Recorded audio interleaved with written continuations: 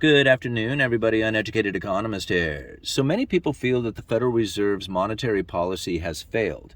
And I came across an article that very much describes that sort of narrative. The title of this is "The Fed's Monetary Policy Has Lost Some of Its Potency and Interest Rates May Need to Rise Much Higher as a Result." I will leave a link to this article down in the description of this video. Now, I'm going to read some of the stuff that is quoted inside of this article, and then I'm going to give you some of my opinions on what I feel is truly happening here. Now, it goes on to say, central banks' monetary policy ordinarily relies on two tools: interest rate control and the supply of liquidity. As I have noted previously in this report, then Fed Chairman Paul Volcker's effort to stamp out inflation started in October of 1979, succeeded because he restrained the supply of liquidity. He goes on to say, U.S. banks had almost no excess reserves at the time. And when the Volcker Fed reduced the supply of those reserves, they rushed en masse to secure reserves. This sent the Fed funds rate soaring to 22%, weakening the economy and stabilizing inflation. Now, something I found very interesting about that is what they were talking about is the reserve levels at the big banks. So you got like JP Morgan, Goldman Sachs, those are the big banks that they're talking about. And the reserve levels at the time were really low. Right? That's what he was saying. The banks had almost no excess reserves at the time. And when Volcker Fed reduced the supply of those reserves, they rushed en masse to secure reserves. So these banks, the reserves is basically like their balance sheet, right? What they have as far as money. Now, reserves can be treasuries or cash, but, it's basically the money that these banks have and are holding on their balance sheet. What he was saying at the time is that the excess reserves, like the reserves they have beyond what they really want, was very limited. And so when the Fed pulled those excess reserves out, all of a sudden the interest rates started really moving up as there's less liquidity out there to be lent out to the economy, right? I guess all that kind of makes sense. He goes on to say, today, however, the prolonged application of QE has left the U.S. with excess reserves of some $3 trillion, or 1,600 times the amount that existed prior to the Lehman Brothers failure. Goes on to say, this means the Fed no longer has the option of tightening by reducing the supply of liquidity. The only way to tighten policy is to raise interest rates. Now, let's think a little bit about what is actually happening here, because when we think about the Federal Reserve and the adjusting of monetary policies, it is very much in line with what we would think as far as the first thing that he says here is that they rely on two tools, right? Interest rate controls and then the supply of liquidity, right? So the money that is out there and the interest rates that are set to it. That's the two main tools coming from the Federal Reserve. Now, something very interesting had taken place after the crash of Lehman Brothers, and that is the quantitative easing started really loading these banks up with a lot of reserves, like excessive amounts of reserves. In fact, you can see here in the graph that this is the Lehman Brothers failure back here during the Great Financial Crisis, and you can see that there has been this nothing but increase in the amount of reserves. Obviously, there's times where there's more and times when there's less, but for the most part, it has gone up like substantially. Now, when we think about the reserves and how the big banks ended up sitting on so much, it really comes down to the Federal Reserve and the adjustment of their monetary policies years ago, okay? Because when we think about like what happened during or prior, even, let's say it, prior to the COVID outbreak, right? There was an issue that was taking place within the banking system back in September of 2019.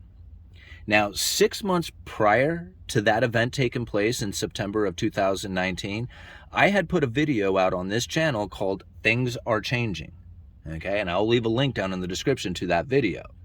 In that video, I was describing how the Federal Reserve wanted to establish a standing repo facility. I didn't know it at the time. I knew that it was something was going to be important, but we didn't know exactly what it was. And the Federal Reserve was commenting on it, saying, we are going to need this repo facility. We are going to need to have it as a permanent fixture as part of our tools, like part of our toolbox. Typically, the repo facility is a pressure relief. It would only be there in times of extreme need. And they found that condition taking place in September of 2019. And in fact, I put a little mark right there, right, where you can see in 2019 that all of a sudden the reserves at these big banks had been dropping, and then boom, they take off like crazy. Okay, so what happened in September of 2019 that all of a sudden now we have these massive reserves sitting at these big banks, this massive amount of them? What they're saying is the major problem. Now that the Federal Reserve has all this liquidity in the banks, they're going to have a hard time pulling that back out. That's what this article is suggesting.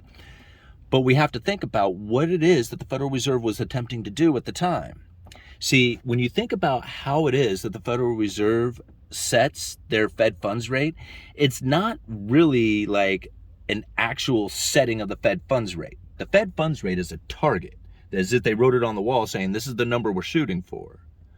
What ends up happening is that these big banks, at the end of the day, some of them are in excess reserves and some of them need reserves. Right? So the ones who have excess reserves lend it to the ones who are in need of reserves. This overnight lending rate is the effective fund rate, which is what the Federal Reserve is trying to target.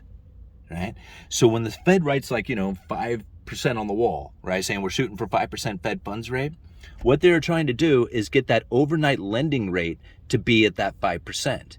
And the way that they were doing it is to buy and sell treasuries or reserves off of the big banks, right? Because the bank can either hold treasuries or cash, but at times they need cash, right? Cash is like the lubrication in the system. But a lot of times they can hold treasuries, right? So when there was a lot of treasuries that were issued out due to all the government spending, the big banks swelled up their balance sheet with these treasuries. Then in September of 2019, there was a huge tax payment that had taken place.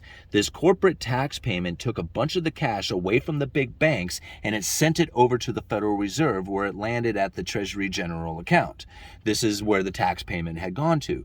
This deprived the big banks of a lot of cash within the system, and the next day they were not going to be able to operate because they did not have the excess reserves coming from the other banks who would typically have that excess reserves. But because of that tax payment, there was no excess reserves in the banking system. Some of these banks found themselves unable to operate the next day if they were not able to acquire these reserves, and the overnight lending rate had shot up to 10%, right? It was at I think 2 or something at the time. I can't remember exactly what it was, but it shot up to 10%. The Federal Reserve stepped in and said, no way. Right? There's no way we're going to allow interest rates to be at 10% tomorrow when you open up. We got this we have this repo facility. What we'll do is we'll take a bunch of those treasuries that you have and we'll hand you a bunch of cash, and we'll do this every day. This was the reverse repo operations that were taking place, and what a lot of people had coined the name non-QE QE. Right?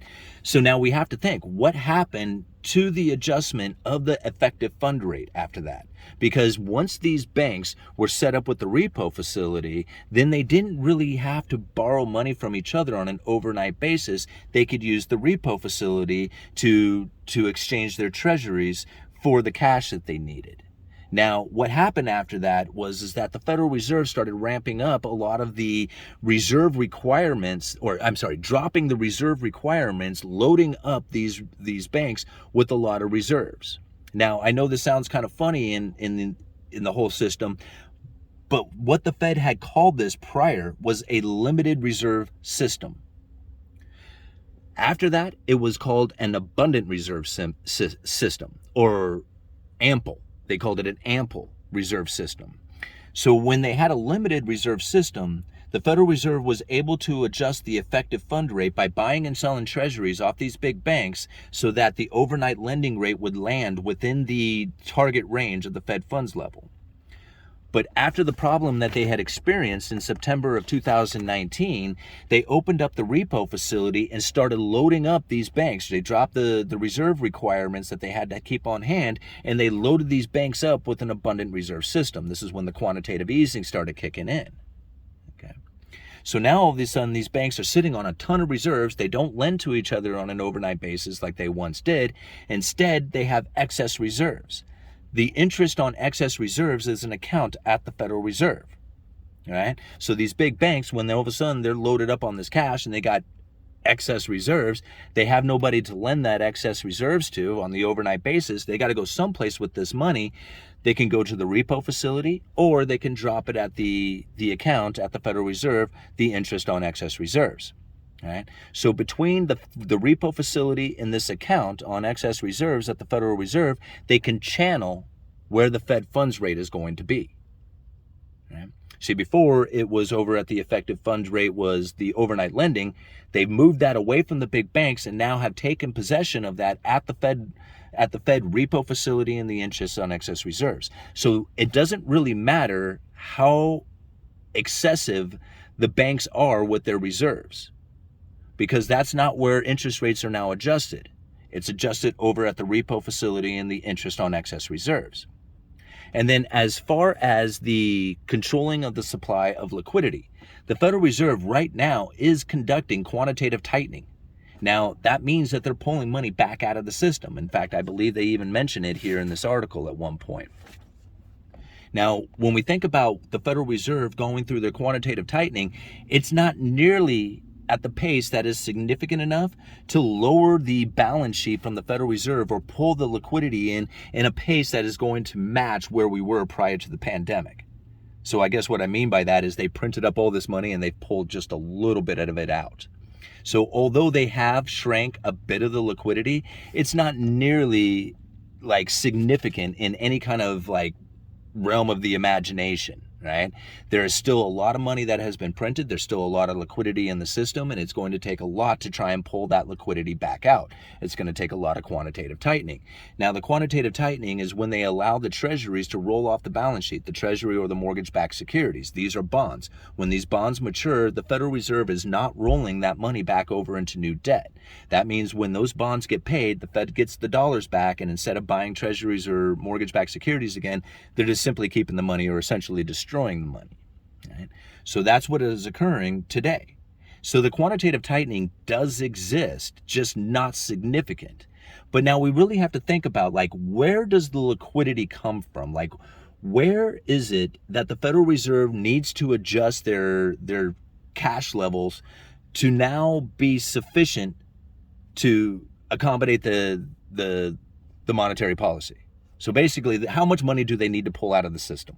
That's really the question when it comes down to it, because they're saying right here that it's 16 times the amount that prior to that it exceeded the Lehman Brothers failure, right? So it's like an insane amount that they would have to pull out of the system, and all the quantitative tightening in the world, it would take a lot more than what they are doing right now to make it significant. But then we also have to think about how many dollars truly exist in the world. Now, the Federal Reserve has printed up a lot of money.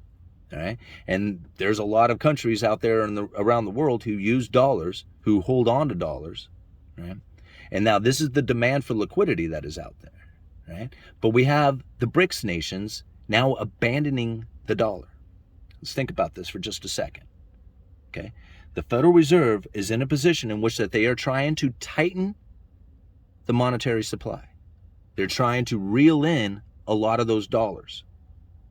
Now, when we think about what happens on a world trade kind of scale, dollars are used all over the world to do transactions.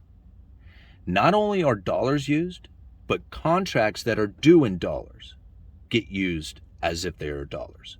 So a lot of times you will find where two nations might want to do a deal with each other, and they're going to do it in U.S. currency, but they may not do it in cash. They may actually use something like U.S. treasuries, okay? Because U.S. treasuries are just about as good as cash.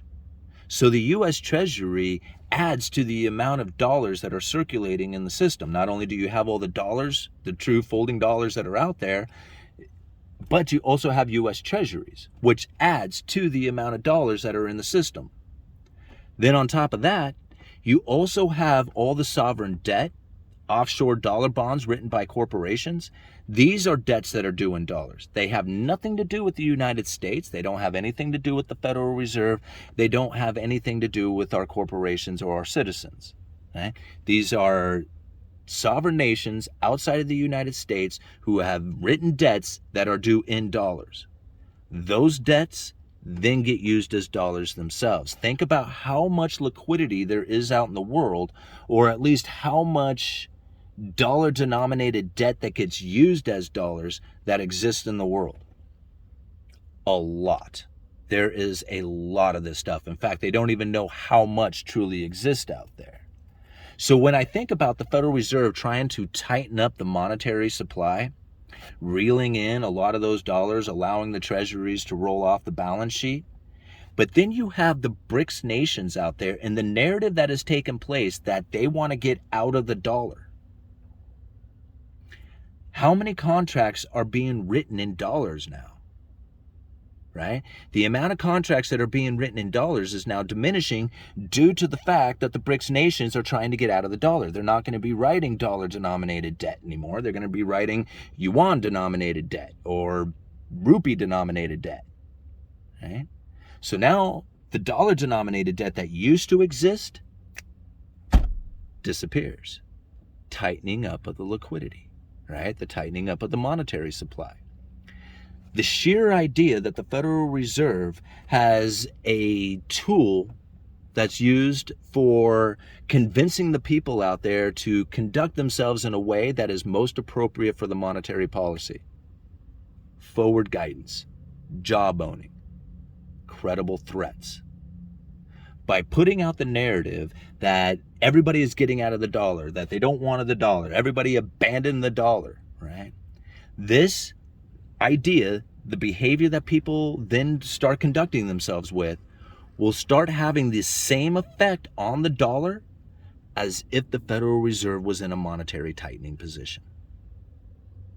You see what's happening here?